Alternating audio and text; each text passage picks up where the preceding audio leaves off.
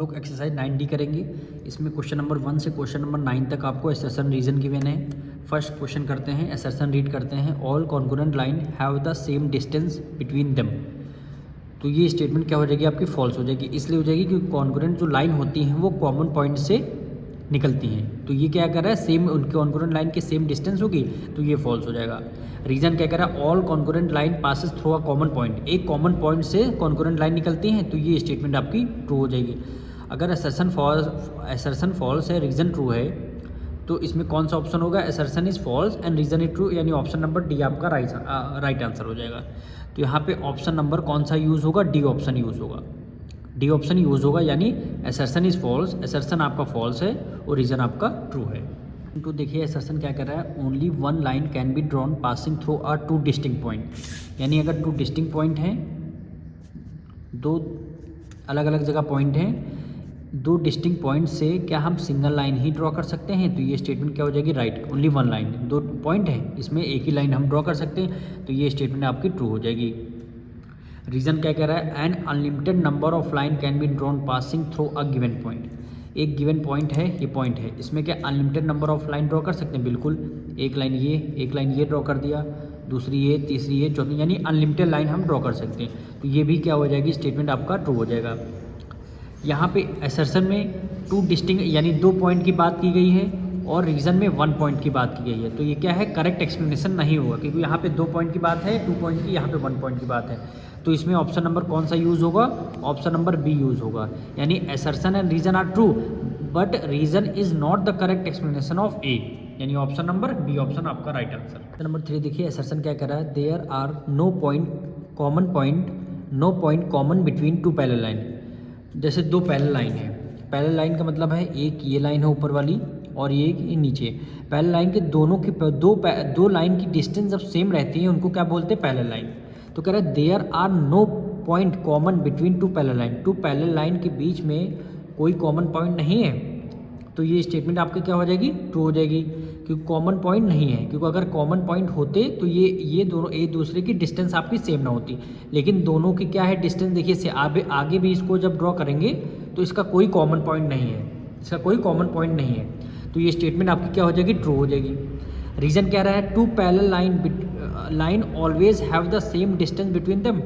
दो जब line parallel रहती हैं, दोनों की डिस्टेंस क्या रहती है, सेम रहती है। अगर यहाँ पे 4 सेंटीमीटर होगी तो यहाँ पे भी आपकी 4 सेंटीमीटर, तो इसको आगे भी जब ड्रॉ करेंगे तो पैरेलल लाइन की डिस्टेंस क्या रहती है, सेम रहती है। पैरेलल लाइन की क्या रहती है, डिस्टेंस क्या रहती है, सेम रहती है। तो लिखेंगे assertion and reason are true, reason is the correct explanation of A, क्योंकि असर्शन भी सही है हमारा और रीजन भी सही है, पर रीजन जो है करेक्ट एक्सप्लेनेशन है ए, यानी ऑप्शन यहाँ पे कौन सा ए यूज़ होगा, ऑप्शन यहाँ पे ए यूज़ होगा। क्वेश्चन 4 देखिए, असर्शन क्या रहा है, ray A B is the same as ray B A. देखिए रे आपको गिवन है ए बी, ये आपको रे गिवन है, इसका नेमिंग क्या कर लेते हैं, ए बी हो गई, और दूसरी रे क्या है, बी ए है।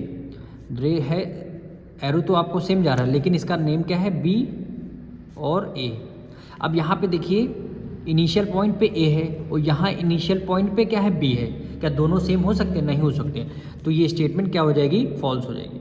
ये स्टेटमेंट क्या हो जाएगी आपकी, फॉल्स हो जाएगी। अब इसका रीज़न क्या रहा है, an infinite number of ray can be drawn with a given point as the initial point. ये इनिशियल पॉइंट है, इनिशियल पॉइंट से infinite number of ray draw कर सकते हैं, बिल्कुल कर सकते हैं। ये आपका एक रे होगी, दूसरी ये वाली रे है, तीसरी ये रे है और चौथी ये वाली रे है। तो ये क्या है, इनफाइनाइट नंबर ऑफ रे हम ड्रॉ कर सकते हैं। तो रीज़न आपका क्या हो जाएगा, आपका ट्रू हो जाएगा। अगर असर्शन फॉल्स है, रीज़न ट्रू है, तो यहाँ पे ऑप्शन नंबर डी का यूज़ होगा। क्वेश्चन 5 देखिए, असर्शन क्या करा, the vertex is the common initial point of the two ray forming the angle. ये वर्टेक्स है, कॉमन इनिशियल पॉइंट पे अगर दो रे हम फॉर्म करते हैं, क्या वो उसको उस एंगल को क्या बोलते हैं, वर्टेक्स बोलते हैं। तो देखिए एक रे आपकी ये रही, एक रे ये वाली है, इनिशियल पॉइंट आपका ये है, एक रे हमने यहाँ से ड्रॉ कर दिया, दो रे है। तो दो रे के बीच का जो पॉइंट हो, स्पेस होता है, इसको क्या बोलते हैं, एंगल बोलते हैं, और एंगल बोलते हैं, और इसको और क्या बोलेंगे, वर्टेक्स बोलेंगे। यानी जहाँ पे दोनों पे मीट करती हैं, इसको क्या बोलते हैं, वर्टेक्स। वही क्वेश्चन में, the vertex is the common point, common initial point of the two ray forming an angle. तो ये स्टेटमेंट क्या हो जाएगी, ट्रू हो जाएगी। क्योंकि अगर दो रे हम इनिशियल पॉइंट से ड्रॉ करते हैं तो क्या बनाते हैं, एंगल बनाते हैं, वो भी वर्टेक्स पे, ठीक। The two ray forming an angle are called two legs of the angle. ये जो दो रे हैं, हमने बोला गया है टू रे अगर एंगल बना रही हैं तो उसको क्या बोले, एंगल का टू लेग्स बोलते हैं, लेग्स नहीं आर्म्स बोलते हैं। यानी ये जो रे हैं, एक ये वाली रे, दूसरी ये वाली रे, अगर ये एंगल बना रहे हैं तो इन दोनों को लेग्स नहीं बोलेंगे, आर्म्स बोलेंगे। यहाँ पे लिखा है लेग्स, लेग्स नहीं आर्म्स बोलेंगे, इसलिए ये स्टेटमेंट फॉल्स हो जाएगी। यानी assertion is true and reason is false. तो यहाँ पे कौन सा ऑप्शन आपका राइट बैठेगा, ऑप्शन नंबर सी ऑप्शन आपका राइट, सी ऑप्शन में गिवन है assertion is true and reason is false. Option 6 देखिए, असर्शन क्या कह रहा है, the standard unit of measuring an angle is degree. बिल्कुल ये स्टेटमेंट आपकी ट्रू हो जाएगी।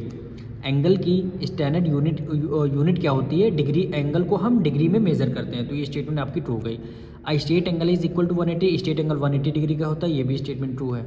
दोनों स्टेटमेंट तो ट्रू हैं, लेकिन रीज़न जो है करेक्ट एक्सप्लेनेशन ए का नहीं है, तो यहाँ पे ऑप्शन नंबर कौन सा बी यूज़ होगा। यानी assertion and reason are true but reason is not the correct explanation of A, यानी ऑप्शन नंबर यहाँ पे बी का यूज़ होगा। ऑप्शन 7 देखिए, असर्शन क्या कर रहा है, an angle measuring 360 degree is the reflex angle. 360 degree का अगर एंगल होगा तो क्या रिफ्लेक्स एंगल बोलेंगे, नहीं। तो ये स्टेटमेंट आपकी फॉल्स है, क्योंकि 360 डिग्री का अगर आपका एंगल है तो वो कंप्लीट एंगल माना जाएगा। रिफ्लेक्स एंगल वो होते हैं 180 से ग्रेटर और 360 से स्मॉल। लेकिन अगर कह रहा है 360 डिग्री अगर कोई एंगल है तो रिफ्लेक्स एंगल, तो ये स्टेटमेंट फॉल्स। 360 डिग्री अगर कोई एंगल है तो वो कंप्लीट एंगल माना जाएगा। रीजन क्या कह रहा है, a reflex angle measure more than 80 degree. 180 से मोर यानी 180 से ग्रेटर और 360 से स्मॉल, तो उसको क्या बोलेंगे, रिफ्लेक्स एंगल। ये स्टेटमेंट आपकी ट्रू हो जाएगी। यहाँ पे assertion is false and reason is true, यानी यहाँ पे ऑप्शन नंबर डी का यूज़ होगा। Option number D, assertion is false and reason is true. 8 देखिए, असर्शन क्या करा, the sum of an acute angle and obtuse angle. Acute angle और obtuse angle दोनों का अगर हम सम करते हैं, क्या वो equal to the straight line, straight angle के इक्वल आता है? तो एक बार हम करके देख लेते हैं क्या पॉसिबल है, क्योंकि यहाँ पे कैन का यूज़ किया गया है। तो एक एंगल हम ले लेते हैं 120 डिग्री। 120 डिग्री क्या ऑब्ट्यूज एंगल, 60 से ग्रेटर 180 से कम। और एक एंगल ले लेते हैं एक्यूट एंगल, एक्यूट एंगल हमने ले लिया 60 डिग्री। दोनों का जब सम हम करेंगे तो कितने डिग्री, 180 डिग्री। 180 डिग्री मतलब स्ट्रेट लाइन, तो ये स्टेटमेंट आपकी ट्रू हो जाएगी। इसका रीज़न क्या कर रहा है, two obtuse angle. Obtuse angle यानी 90 से ग्रेटर 180 से कम, 90 से ग्रेटर 180 से कम दोनों ऑब्ट्यूज एंगल का जब हम सम करेंगे तो वो कंप्लीट एंगल बनेगा। तो ये करके देखते हैं, ऑब्ट्यूज एंगल यानी 90 से ग्रेटर। तो सपोज करिए हमने 91 ले लिया, एक एंगल और हमने 91 ले लिया, दोनों का सम कर देंगे, 1 + 1 2, 9 + 9 18, कितना आ गया 182। क्या दो ऑब्ट्यूज एंगल क्या बनाएंगे कंप्लीट एंगल, नहीं बना सकते, तो ये स्टेटमेंट आपकी फॉल्स हो जाएगी। अगर आपकी असर्शन ट्रू है, रीज़न फॉल्स है, तो ऑप्शन नंबर यहाँ पे सी का यूज़ करेंगे, उसी ऑप्शन में गिवन है assertion is true and reason is false. 9 part में क्या कर रहा है, असर्शन क्या कर रहा है, an angle measuring 270 degree is a reflex angle. अगर हमने एक एंगल 270 डिग्री मेजर किया, क्या रिफ्लेक्स एंगल है? रिफ्लेक्स एंगल पहले जान लेते हैं 180 से ग्रेटर होते हैं और 360 से स्मॉल होते हैं। तो 270 तो उसी में आएगा ना, 180 से ग्रेटर है, 360 से कम है, तो ये रिफ्लेक्स एंगल, ये स्टेटमेंट आपकी ट्रू हो जाएगी। अब रीज़न क्या कर रहा है, an angle measuring more than 180 degree, 80 degree से 180 डिग्री से ग्रेटर होगा बट लेस देन 360, 180 से ग्रेटर 360 से कम इज कॉल्ड रिफ्लेक्स एंगल। तो ये स्टेटमेंट आपकी ट्रू हो जाएगी। करेंगे assertion and reason are true, reason is the correct explanation of A, क्योंकि जो question number reflex angle assertion में बोला गया है वही रिफ्लेक्स एंगल रीजन में एक्सप्लेन किया गया है। तो लिख देंगे assertion and reason are true but reason is the correct explanation of A, यानी कोड यहाँ पे ऑप्शन नंबर ए का यूज़ किया जाएगा। क्वेश्चन नंबर 10 से 13 तक एक केस आपको गिवन है, यानी ये डायग्राम गिवन है, आपको 4 क्वेश्चन है, उसके ऑप्शन गिवन है, आपको राइट आंसर टिक करना है। तो Priya draw a figure in his notebook, ये फिगर आपको प्रिया ने अपनी नोटबुक में ड्रॉ किया हुआ है, आपको फिगर को देखना है और क्वेश्चन के आंसर देने हैं। क्वेश्चन नंबर 10 क्या कह रहा है, which of the following point are collinear. Collinear point वो पॉइंट होते हैं एक लाइन पे 3 या 3 से ज़्यादा पॉइंट हैं, वो क्या हो जाएंगे, कोलिनियर पॉइंट हो जाएंगे। अब जैसे ए सी लाइन पे ए ई सी यानी एक लाइन पे 3 या 3 से ज़्यादा अगर पॉइंट हो रहे हैं, कोलिनियर पॉइंट होते हैं। तो इस लाइन में 3 पॉइंट है, ये कोलिनियर पॉइंट हो जाएगा ए ई सी। अब ऑप्शन में देखिए ए ई सी कहाँ रहा, ये देखिए ए ई सी और किसी में ए ई सी नहीं आ रहा, तो ऑप्शन नंबर सी आपका राइट आंसर। कोलिनियर फेज समझिए, एक लाइन पे 3 या 3 से ज़्यादा पॉइंट हैं तो उसको क्या बोलते हैं, कोलिनियर पॉइंट बोलते हैं। 11 कह रहा है which of the following is a set of congruent line. Congruent line कौन सी होती है, अगर एक पॉइंट से 3 या 3 से ज़्यादा लाइन ड्रॉ की जा सकती हैं तो वो क्या होती है, कॉन्ग्रुएंट लाइन। जैसे कॉन्ग्रुएंट लाइन, अब यहाँ पे देखिए DC है, फिर AD है और फिर DE है, यानी यहाँ पे देखिए 3 पॉइंट है, क्या किसी ऑप्शन में है AD DA DE DC। AB, ये तो AB है, ये वाली AB, फिर क्या है AD है, फिर क्या है DC नहीं, ये तो ऑप्शन गलत हो जाएगा। अभी ऑप्शन पे आते हैं DE कहाँ पे, ये आपका DE हो गया है, फिर आपका ये AC हो जाएगा, ये भी गलत हो, एक लाइन यहाँ पे एक लाइन यहाँ पे, ऑप्शन गलत हो जाएगा। C ऑप्शन पे आते हैं BC AB, ये आपका BC और फिर ये आपका AB। BC और AB आ रहा है, ठीक है, लेकिन यहाँ 2 ही पॉइंट है और AC पॉइंट तीसरा है नहीं क्योंकि बीच में है, तो एक पॉइंट से 3 लाइन ड्रॉ की जा सकती हैं, वो उनको क्या बोलते हैं, कॉन्ग्रुएंट। अब AB पे आते हैं, ये आपका AB रहा, ये वाला पॉइंट AB आया, फिर CA, ये वाला पॉइंट CA आया, फिर क्या आया DA, यानी देखिए ये तीनों लाइन इस पॉइंट से पास हो रही हैं, तो यानी ऑप्शन नंबर भी आपका D आपका राइट आंसर हो जाएगा, क्योंकि एक ही पॉइंट से 3 लाइन ड्रॉ की जा सकती हैं तो उनको क्या बोलते हैं, कॉन्ग्रुएंट लाइन। क्वेश्चन नंबर 12 कह रहा है how many line are congruent at point D। Point D पे कितनी लाइन है, तो पॉइंट D पे एक लाइन DC आ जा रही, एक लाइन DE आ रही, एक लाइन DA आ रही, यानी 3 लाइन जा रही है, तो यहाँ में 3 ऑप्शन नंबर B आपका राइट आंसर हो जाएगा। कह रहा है which line have A as the point of intersection. A point से कितनी लाइन जा रही हैं, तो A पॉइंट से जा रही है, तो इसका मतलब क्या है, तीनों जो लाइन पे A कॉमन आना चाहिए। यहाँ पे AB है, यहाँ CA है, यहाँ CB है, यहाँ पे A नहीं आ रहा, तो इसका मतलब A ऑप्शन नहीं होगा।